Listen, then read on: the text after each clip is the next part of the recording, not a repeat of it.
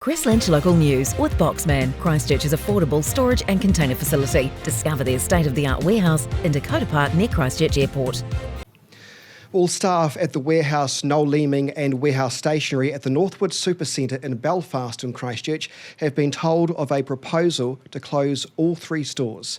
Staff at the warehouse were told of the news at a meeting this morning along with the other 2 stores as well. Management told workers the stores would close because they weren't making enough money. To discuss this news just coming into our newsroom now, I'm joined by Paul Watson, the Southern Regional Secretary of First Union. Thanks for your time, Paul. Kia ora, Chris. Kia ora to you. You were at the meeting, or one of the staff meetings this morning. What was said? Okay, so the company gave a presentation around its consultation process that it's going to embark on with staff around a proposal to close all 3 stores. The time frame for that has been identified for 1 week, after which they will consider the feedback that they're getting from the staff regarding the proposal and will make an outcome decision from there.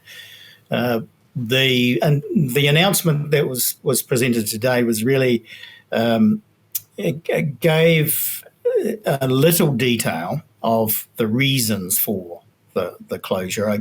I guess the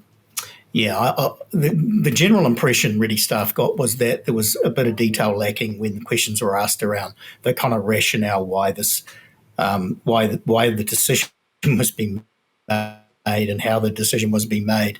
And I guess the person who was giving the delivery had been briefed, but the detail that really should have been available unfortunately wasn't there at that stage. So what the union has requested of the company is that they do answer some of those questions further, and particularly in relating to the economic rationale as to why it justified the decision to close all 3 stores.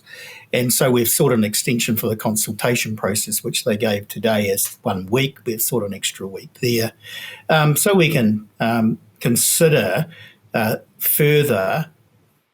That was a reasonable request when you're talking about people, losing their jobs potentially. They haven't made a decision yet, but I guess they don't put up a proposal unless they've had some serious thinking about the need to do it. We just are not yet satisfied about getting enough answers about, the need to actually close these 3 stores.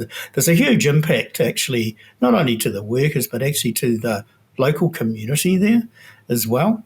The information that I got from one of the workers was absolutely amazing and stood up and just said, look, this seems somewhat premature given that the Northwood area has been forecast by the Christchurch City Council to be the 2nd fastest growing region, right, area, and population growth. So, when you think about that, and there's been a lot of development going on, more people into the area, then that sort of retail hub would really actually, one would think it would be good for business, right? And there's also, we understand, Spotlight is intending to come into the hub. That would attract, again, more people to the area, which would attract spillover business into the warehouse. So people are scratching their heads a bit about the decision, but until we find out more detail as to why this decision has been made, we can't really comment about the justification of it. It's not, these decisions aren't taken lightly, and they have their rationale. We just haven't heard it in detail yet. Paul, how many job losses roughly? I mean, how many people work at these 3 stores? Do you know? There was 68 working at the warehouse. There's 8 to 10 working at warehouse stationery. The exact number I'm not certain in Noel Leeming's, but possibly 8 to 12 or something like that. Maybe more. Yeah. And that's quite a big blow to that hub. If you take out those 3 stores, and the workers themselves are consumers too, right? In that area, and if they're not there, then it's going to impact on business big time. Paul, do you worry Does your union worry that this is perhaps a sign of things to come, given the fact that there's been already another warehouse close in Christchurch in less than a year, and it seems to be uncertain times for many of these sort of large department stores? But having said that, you could argue that it's actually great times because there are other stores in other areas that appear to be doing really well. Yeah, I mean, this is the detail. We know, because it's a publicly listed company, we know that it's trading performance, right? According to what we read, that they recorded a $17.4 million profit in the first 6 months to the end of March, I think it was this year. So they're still trading in this financial year. They didn't do as well as the previous year, but the previous year was a good year. So, they're still making profit. I guess, though, with the numbers of stores they've got around the country, each store will have to stand on its own merits to a degree. And of course, that's the sort of detail what we want to find out a bit more about in terms of how the store is done compared to other stores. Because the impression that was given today by the staff was that they've had monthly meetings, and those meetings have been pretty optimistic and sort of saying they're meeting budget and that sort of stuff. So it's kind of some of the outward appearances of the store being, okay, going all right.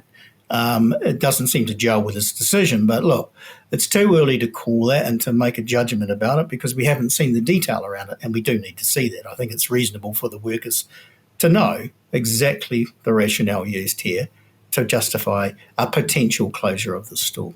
If these stores close, we're looking at early September, is that right? Yeah, the timeline they've put up is basically the 2nd of September would be the closure if they went ahead with a proposal and close. We have sought to get a longer consultation period of at least 2 weeks, which would potentially push that out another week if they did finally make a decision to close. And again, that seemed a bit hasty for some of the staff. But part of what we were told today is that there was a lease renewal up for the company, and I think that's driving a little bit about that timeline. Yeah, that's my understanding as well. Paul Watson, really appreciate your time. That is Paul Watson, the Southern Regional Secretary for First Union. Thank you so much for your time this afternoon. You're welcome.